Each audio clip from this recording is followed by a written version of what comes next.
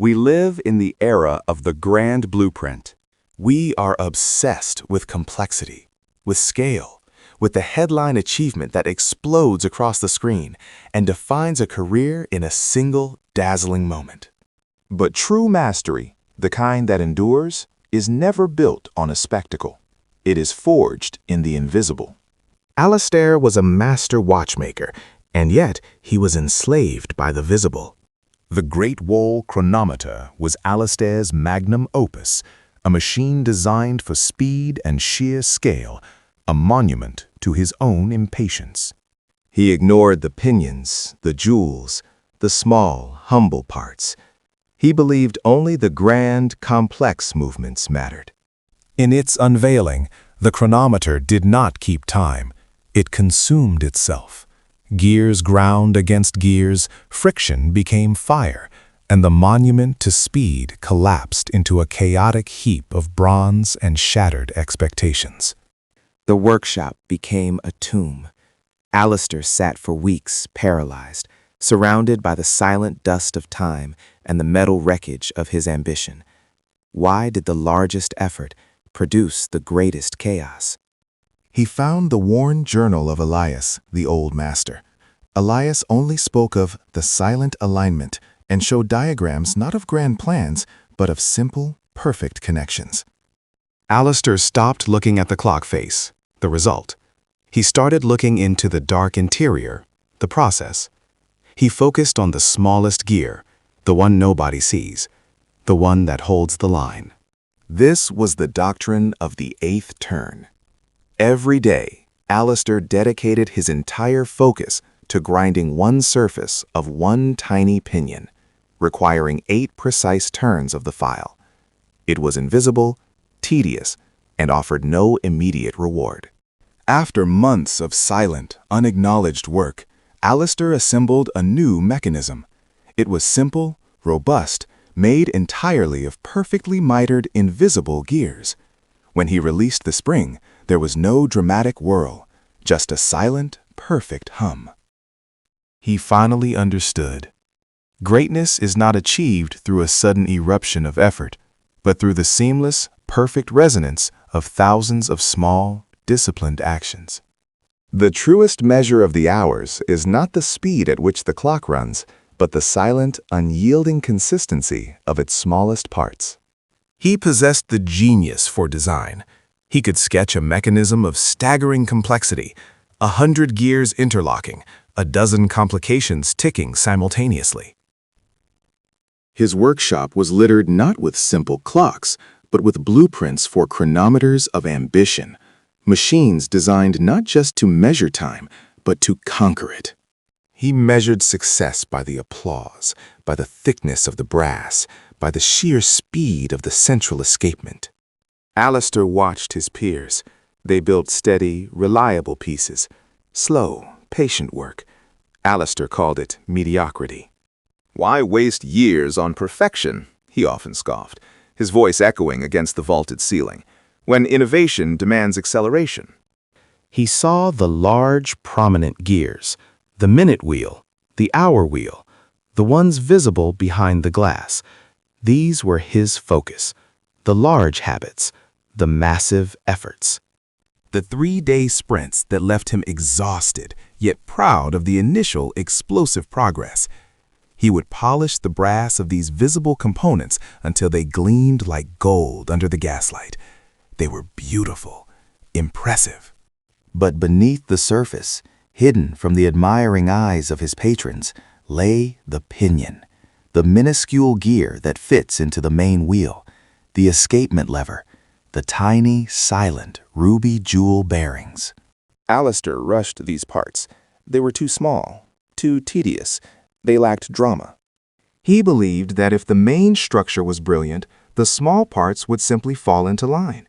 He believed the genius of the whole would compensate for the weakness of the parts. He was wrong. His completed watches were monuments to ambition, but they were liars. They would run flawlessly for a day, perhaps 2. Then, slowly, the error would begin. A minute drift here, a 5-minute lurch there.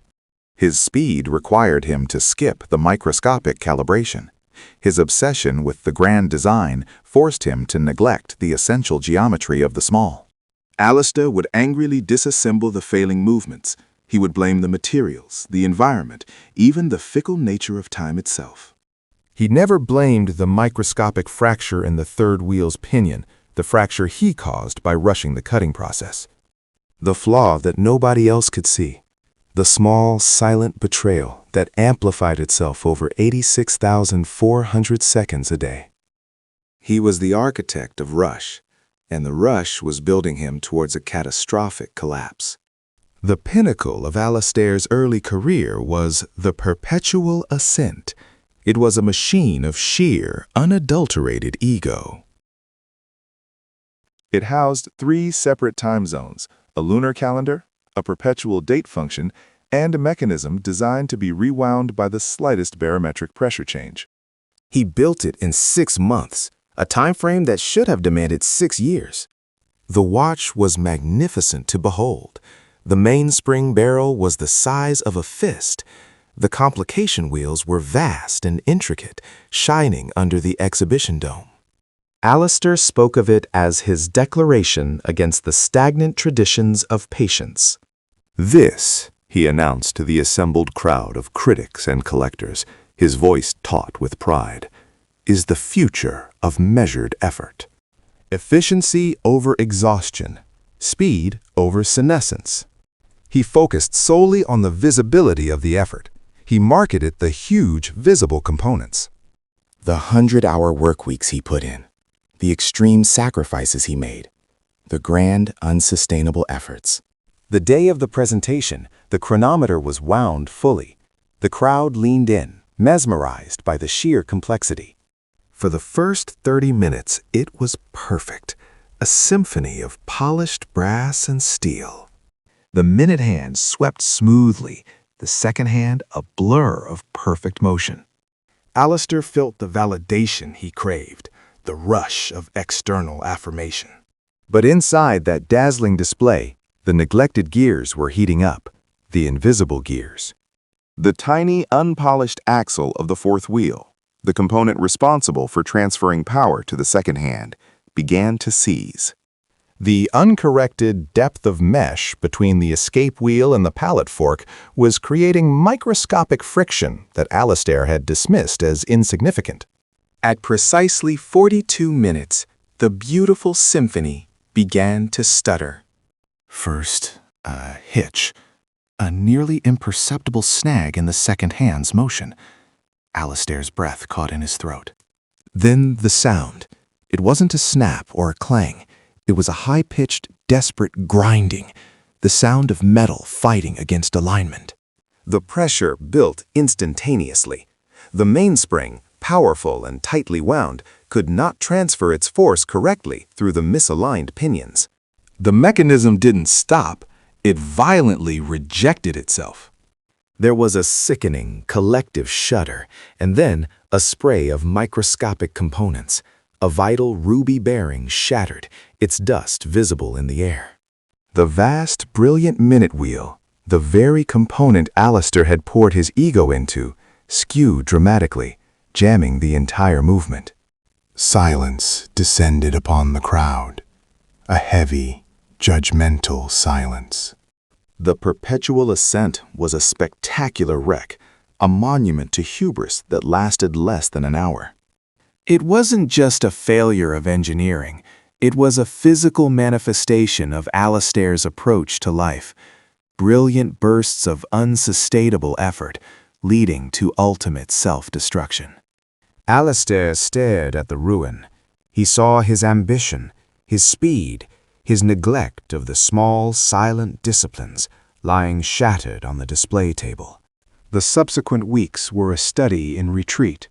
Alistair locked his workshop. He was surrounded by dead clocks, relics of great efforts and fatal flaws.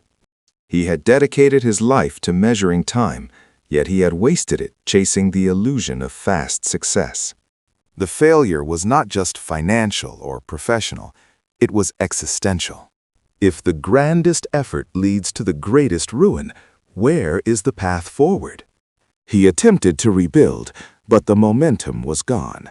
He looked at the vast, complex gears and felt only nausea. They represented the impossible burden of his former goals, the exhaustion of striving for visible perfection. He found himself wandering into the forgotten attic workshop of his former mentor, Elias. Elias had been a quiet man, a man who measured his words as carefully as he measured his mechanisms. Elias had died years ago, leaving behind a legacy of simple, perfect timepieces. They weren't complicated. They never made headlines, but they ran. They ran for decades, requiring almost no maintenance, their internal consistency unwavering. Alistair picked up one of Elias's journals. The leather was soft, the ink faded. He wasn't expecting technical diagrams. He was expecting philosophical musings. He found an entry that was titled simply, "The Weight of the Torsion Spring." Elias wrote, Alistair pursues the big components.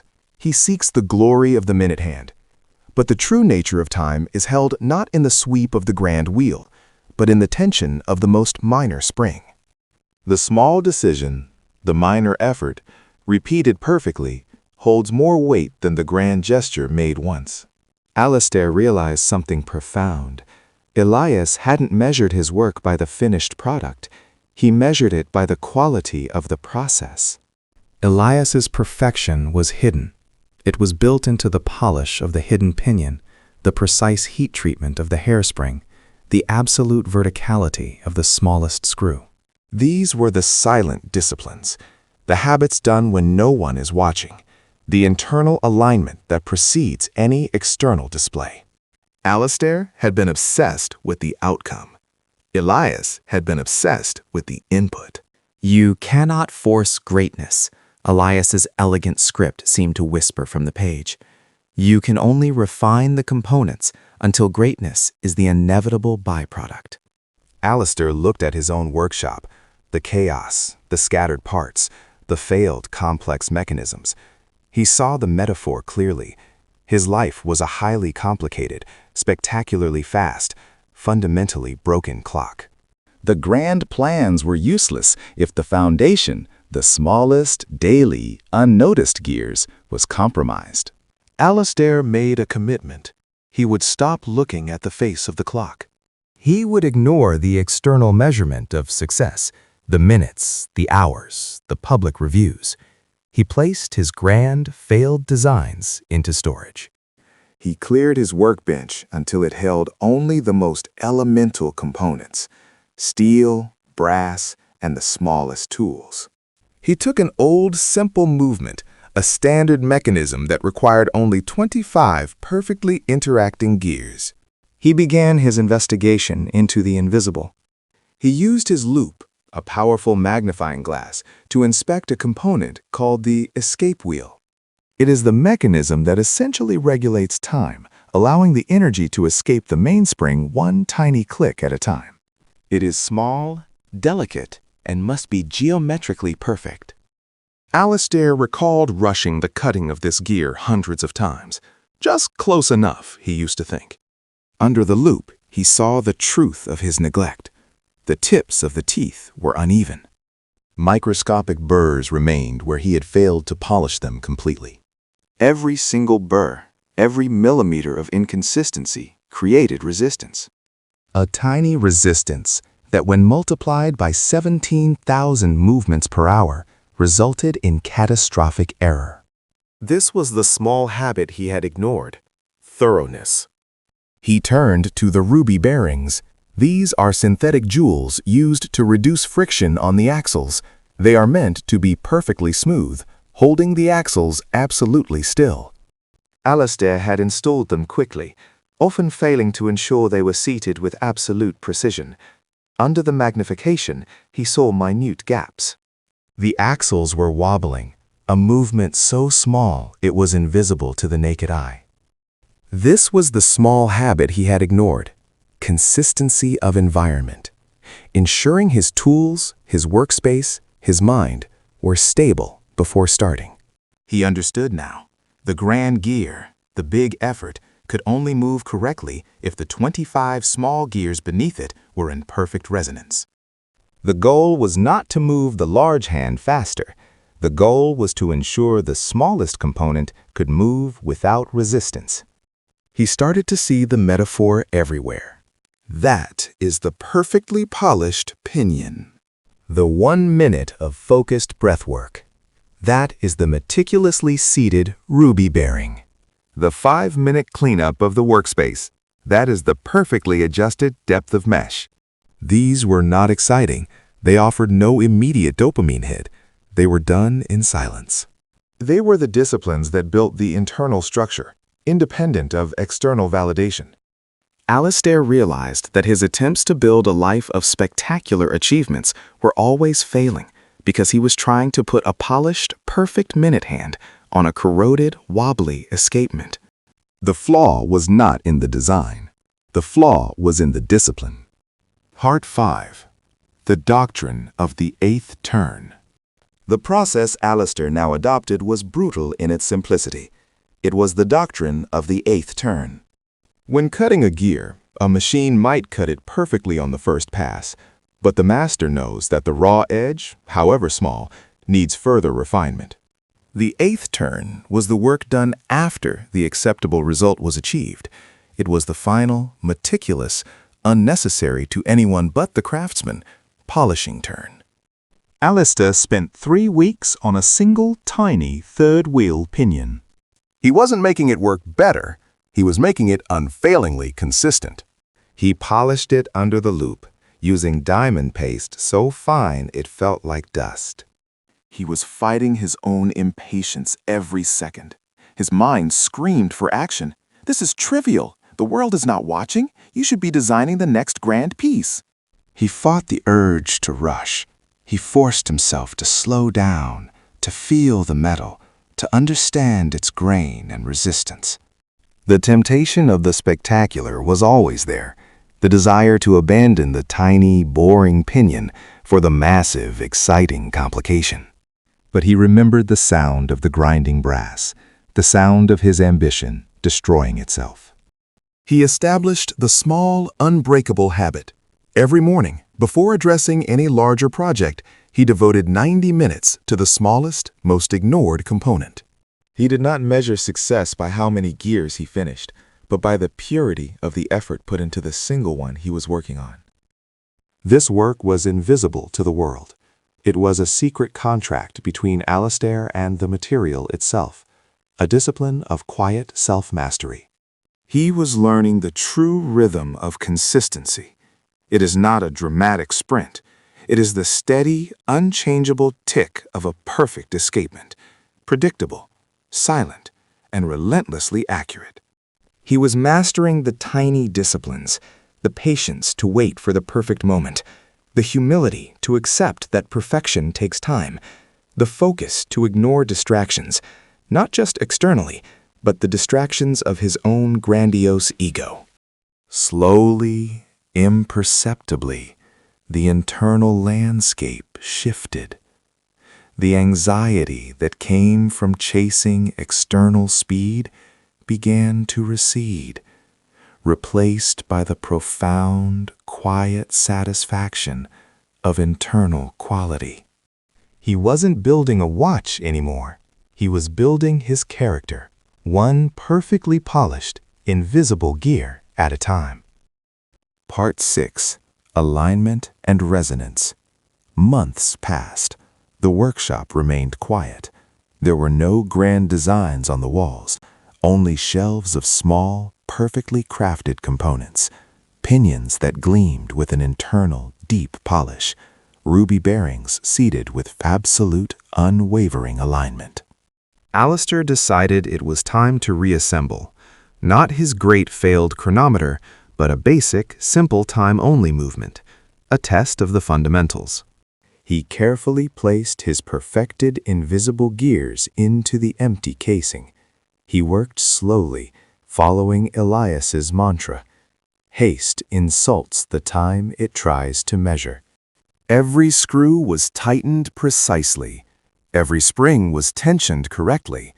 There was no rushing, only absolute presence in the moment of construction. When the final pallet fork was dropped into place, Alistair paused. He took a deep breath.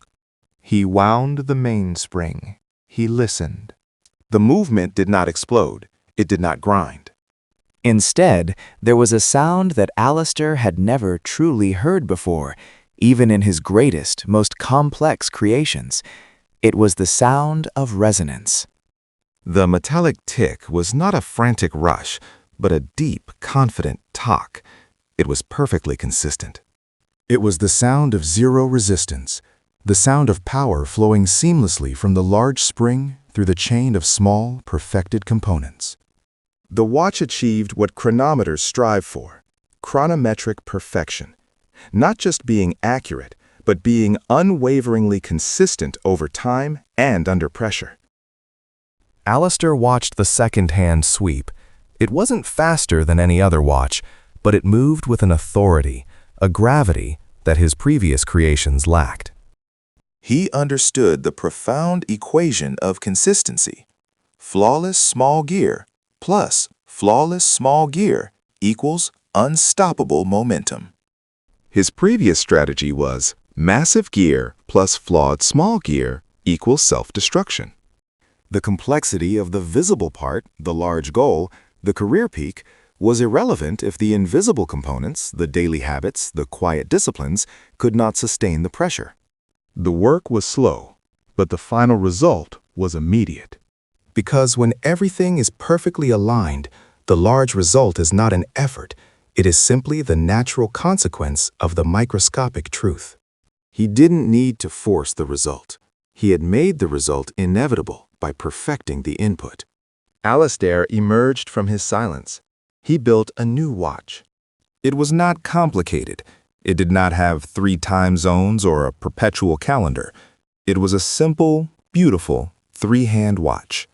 It looked modest on the surface, but every single component, large and small, was crafted with the doctrine of the 8th turn. He presented it not in a massive ceremony, but quietly, to a single, discerning collector. The collector didn't ask about the complications. He simply held it to his ear. He listened to the consistent, deep talk. "This is not just a mechanism," the collector finally said, his voice hushed. "This is honesty. You can feel the integrity of every single interaction." Alistair finally understood the definition of enduring success. It is not the scale of the public action, it is the depth of the private discipline.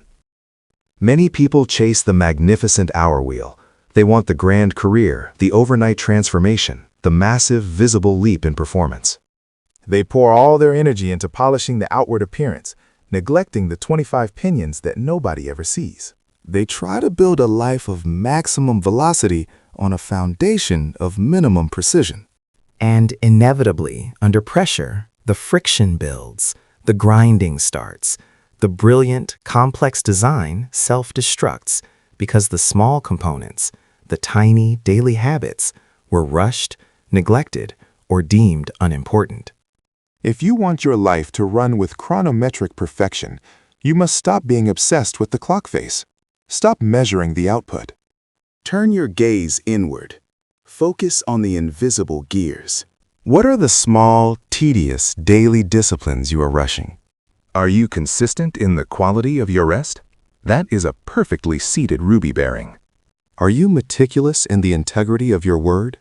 That is a perfectly cut gear tooth. Are you fully present for the 10 minutes you dedicate to learning? That is the unwavering verticality of the smallest axle. These small components offer no immediate satisfaction. They are the work done in the quiet, in the solitude, in the absence of applause. But when you commit to the doctrine of the 8th turn, when you refine the invisible mechanisms past the point of necessity, you are building a core of unshakable integrity. When the small gears are perfect, the large wheel cannot help but follow. The momentum becomes unstoppable. The alignment creates resonance. You don't need a massive, unsustainable strategy to win. You need a perfect collection of small, consistent disciplines that never fail. Stop chasing the spectacular. Start perfecting the invisible. Because the true quality of a clock and the true quality of a life is measured not by how fast the grand hand sweeps, but by the relentless, quiet, and perfect consistency of the smallest unseen mechanisms within. Build your life one tiny, perfect gear at a time, and time itself will reward your patience.